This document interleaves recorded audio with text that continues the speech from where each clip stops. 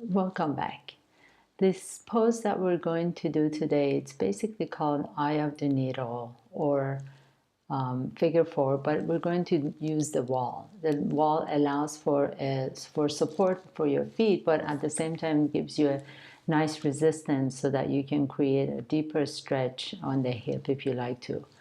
But initially, make yourself comfortable. So I always like to put a blanket underneath me, a nice warm blanket to give you a little bit of a support. And also, you might use a blanket for your as a pillow. But make sure that this pillow is not too deep or firm because you still want a nice bridge under your neck as you lie down.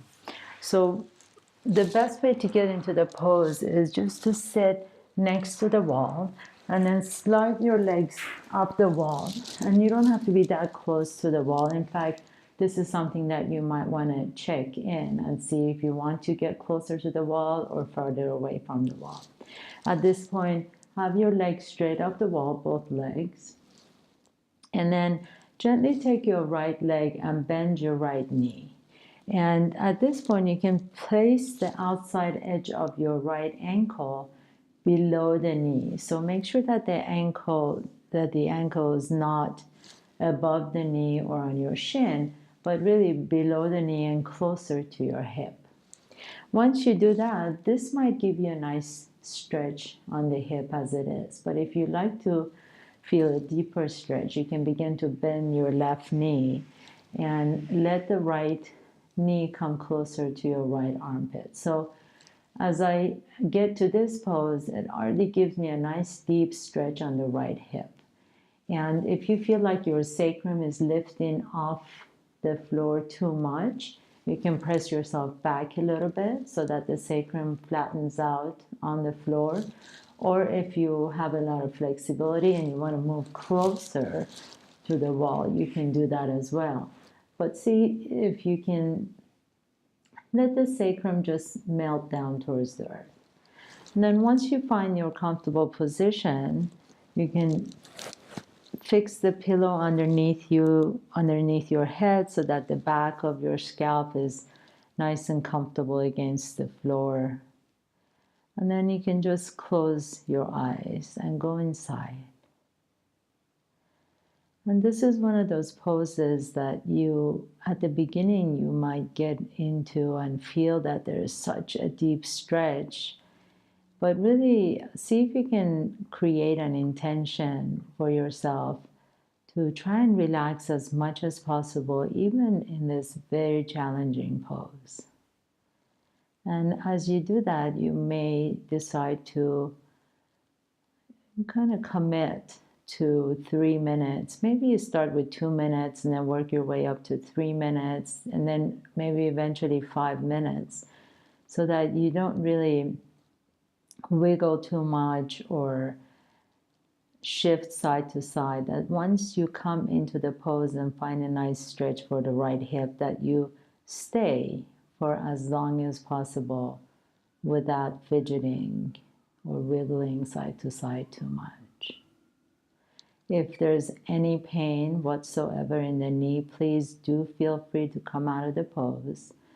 But really, the hips are such an area where the longer you stay in this pose, the more you feel as if there's more of an opening. So your body finally starts to relax and release into the pose. Initially, when we go into any hip stretches, initially the hips may tighten up and basically want to protect you or protect the joints. But this is such a safe pose to get into that even those with the tightest hamstrings or hip injuries or difficulty in their hips can really benefit from. So just feel the sensations move, and without getting attached to any of them or really feeling as if the hip is just tight and not cooperating. Instead, can you just begin to even soften your mind, soften the way you think about your hips, soften the way you talk to yourself, and your inner speak. Can you be kinder and gentler and more compassionate in the way you refer to your body parts? You know, I hear people talking about the bad hip or the bad knee and this and that, and maybe instead begin to really send love and care and affection and attention to that particular body part that may be causing you some pain.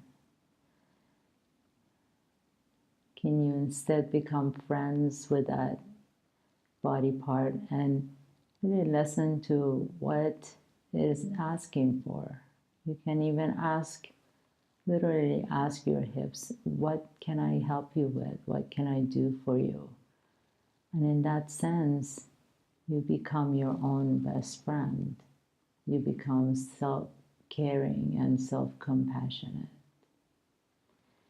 As you're ready and you like to switch to the other leg, go in as we came into the pose. So begin to straighten the left leg first, and then extend the right leg and just rest it against the wall for just a few minutes, feeling all the sensations coming back, all the fresh fluids rushing back into the hips and the hip joints. And then once you're ready to switch side, just bend the left knee, placing the outside edge of your left ankle just below the knee. So making sure that it's not resting on the knee or on the shin, but instead it's closer to your hip. And you may just want to stay here and practice, or you may want to begin bending your right knee a little bit closer to you. And both hips may be very different. So one hip may be a little bit more spacious and open than the other hip. And just be at peace with that. Allow that to be okay. So this hip may not be as flexible as the right, and that's okay. You have to stay here, that's fine. If you feel that your sacrum is lifting off the floor too much, you may push back a little bit so that the sacrum flattens out. And once you find that position where you feel the most stretch in the left hip, just stay there, really easing into the practice as opposed to forcing yourself or putting your body into a shape. See if you can melt into the shape as if you're embodying that shape rather than pushing yourself into or forcing yourself into tight jeans. See if you can really just soften so much that your body just naturally and willingly gets into the shape. And then close your eyes. Begin to deepen your breath once again. Really feeling the sensations become best friends with your left hip.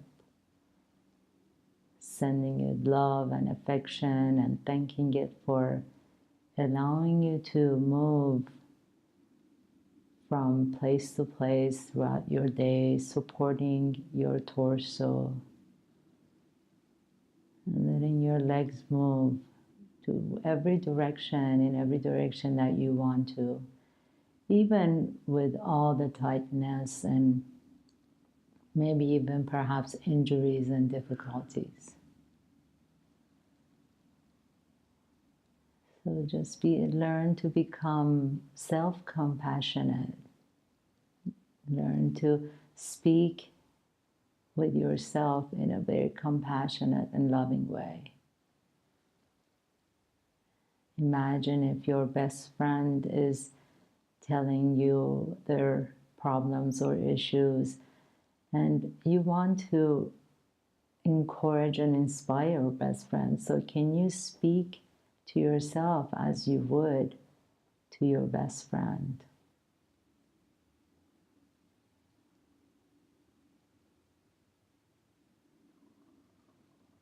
And as you stay here longer and longer, you may begin to feel more and more spaciousness, more and more opening in that left hip, where you can maybe even begin to bring your right foot down the wall just a little bit more. And if you do that and you feel like, oh, that's too much, go ahead and back off. You're not proving anything to anyone. This is not a competition. There's no first place, second place, third place. This is really your own individual practice. See that you can really honor yourself and honor your body in whatever practice you do. Whether it's an active practice like running or bicycling, really honoring yourself even in those moments that you push yourself to a new edge. And even in this gentle and supportive practice, can you honor yourself and be kind to yourself in the way you speak with yourself, in the way you maintain your breath, in the way you take care of yourself. So if you're ready to come out of this pose, gently begin to slide your right leg up the wall once again, and then release the left leg straight up, and really feel the fluids rushing into the hips. You can move your legs a little side to side, wiggle it. And then gently bend your knees to your chest, roll over onto one side, and pause for a moment. And then finally, with the strength in your top arm, press yourself up into a comfortable seat. Close your eyes, bring in your hands to the heart center, take a deep breath in. Exhale, and thank you once again for sharing this practice with me today. Namaste.